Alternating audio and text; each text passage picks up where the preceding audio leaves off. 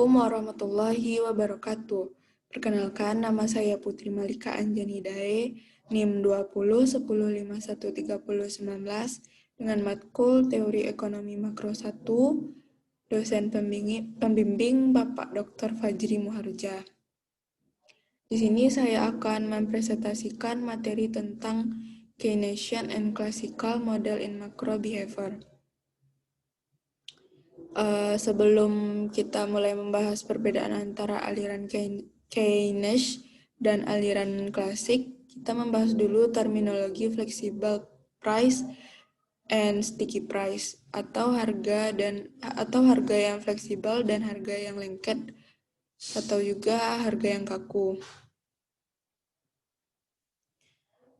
Flexible price berarti harga-harga akan berubah atau menyesuaikan dengan cepat atas perubahan permintaan dan penawaran. Sedangkan sticky price artinya harga akan kaku dan tidak sulit berubah walaupun ada perubahan permintaan dan penawaran. Konsep flexible price berguna dalam menjelaskan market clearing, kondisi di equilibrium saat jumlah permintaan sama dengan penawaran. Flexible price lebih cocok untuk jangka panjang atau long run, sedangkan dalam jangka pendek kadang harga bersifat sticky atau lebih kaku. Contoh sticky price yaitu harga makanan sudah tercetak dalam menu atau sudah ditentukan, dan upah pegawai sudah ditentukan sesuai kontrak, dan sebagainya.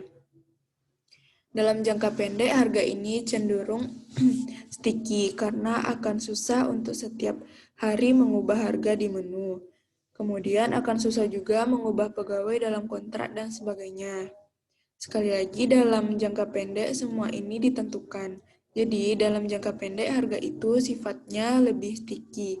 Kalau dalam jangka panjang, mungkin saja harga itu akan cenderung sifatnya fleksibel atau berubah. Jadi, dalam jangka pendek, harga cenderung ke sticky, dan harga dalam jangka panjang itu akan cenderung fleksibel.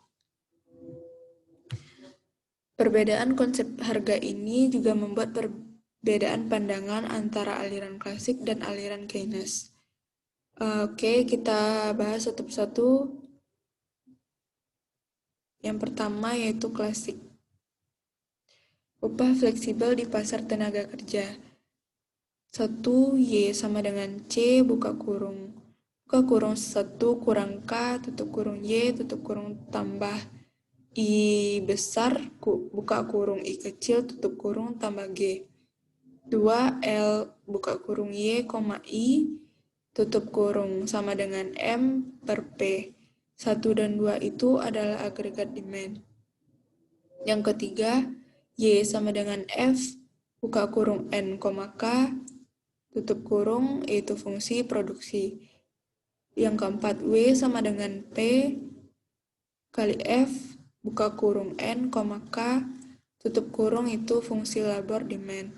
Yang kelima, W buka kurung 1 kurang K tutup kurung sama dengan P buka kurung S, N tutup kurung itu fungsi labor supply.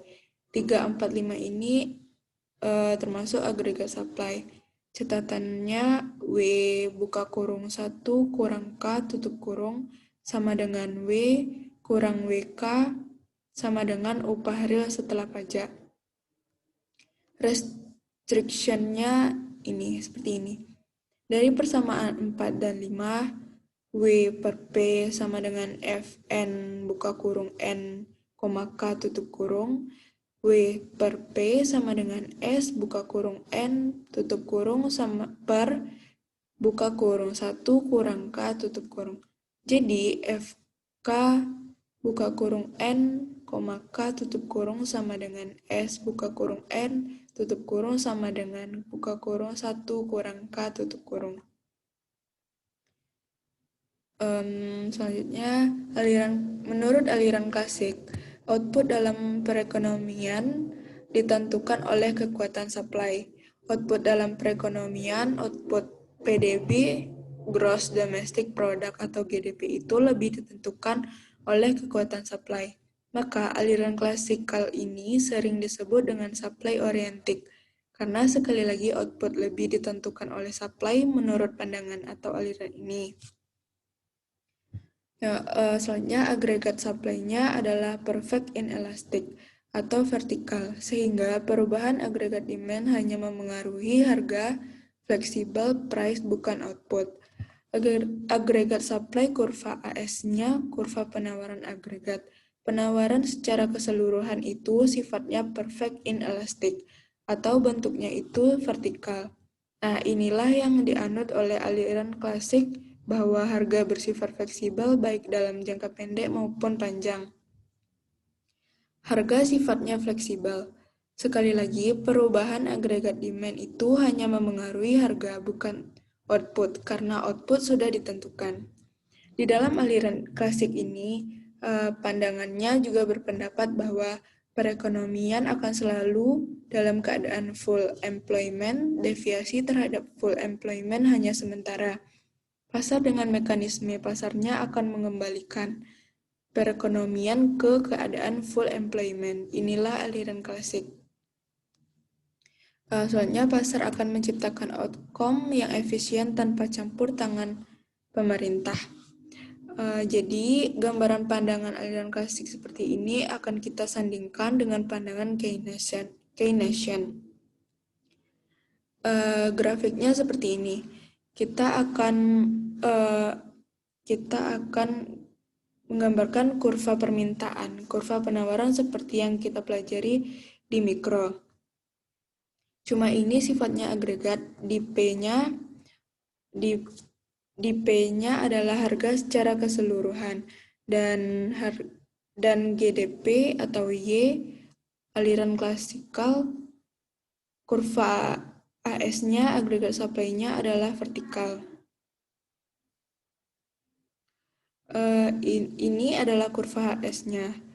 Jadi saat agregat demand-nya ada di AD1, maka keseimbangannya di P1 dalam output sebesar Y. Saat mungkin permintaannya meningkat menjadi AD2, apa yang terjadi? Harga akan naik ke P1 ke P2, namun outputnya tetap yang menentukan itu bukan demand. Jadi supply oriented dipengaruhi utamanya adalah di sisi supply.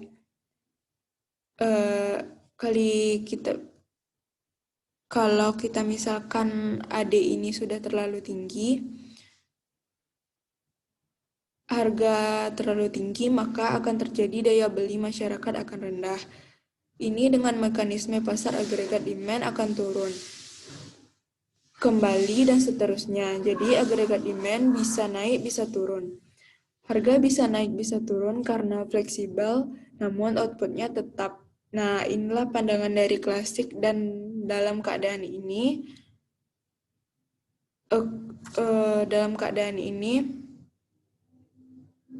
ekonomi deviasi sifatnya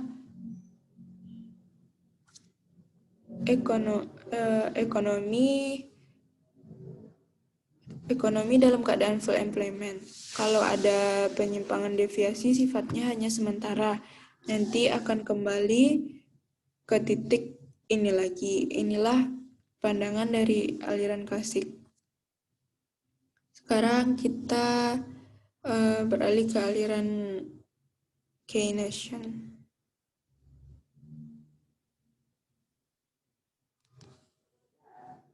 Dimotori oleh John Maynard Keynes dengan bukunya The General Theory of Employment, Interest and Money 1936. Merupakan pelopor ekonomi makro modern, biasanya disebut bapak makroekonomi. Kemudian buku ini dilatar belakangi oleh Great Depression, penurunan output, dan naiknya pengangguran yang dalam dan berkelanjutan, di mana mekanisme pasar tidak bisa menyelesaikannya. Perlu peningkatan agregat demand dengan campur tangan pemerintah. Menurut aliran ini, output dalam perekonomian lebih ditentukan oleh kekuatan demand. Jadi berbeda dengan teori klasik tadi, kalau klasik utamanya ditentukan oleh supply, kalau Keynesian ini ditentukan oleh kekuatan demand. Di dalam aliran Keynes ini, agregat supply berbentuk perfect elastic atau horizontal akibat sticky price, intermediate, dan perfect inelastic atau vertikal. Saat agregat supply ini perfect elastic, artinya mendatar perubahan agregat demand akan mengubah output, bukan price, atau mempengaruhi perubahan output namun price-nya tetap. Jadi ini berkebalikan dengan pandangan dari klasikal tadi. Ekonomi bisa berada di bawah full capacity akibat imperfect market. Bisa terjadi penyimpangan dari full employment. Di sini perlu juga campur tangan pemerintah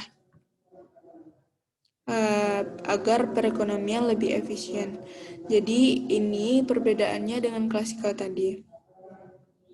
Kalau secara grafis, kurva agregat supply dari Keynesian bisa digambarkan seperti ini.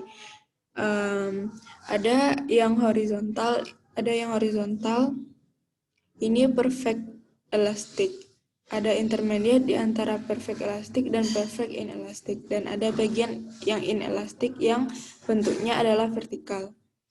Sekarang kita fokusnya adalah saat kurva AS itu di bawah output optimalnya. Jadi output optimalnya adalah di saat kurva AS yang vertikal tadi ada Y optimal di situ, namun Y itu bisa menyimpang di bawah full capacity-nya.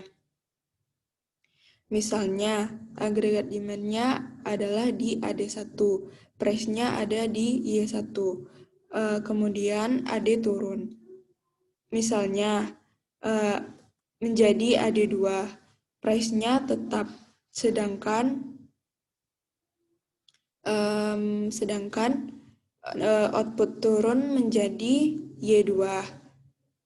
Jadi output di sini lebih ditentukan oleh demand, berbeda dengan pandangan dari klasikal tadi. Dan di sini perekonomian bisa di bawah full capacity-nya. Kita lihat output bisa di bawah Y optimal. Dan perlu meningkatkan agregat demand. Salah satunya adalah dari campur tangan pemerintah. Inilah fokus dari pandangan Keynes. Sekian dari saya. Kalau ada kekurangan dan salah kata, saya mohon maaf. Wassalamualaikum warahmatullahi wabarakatuh.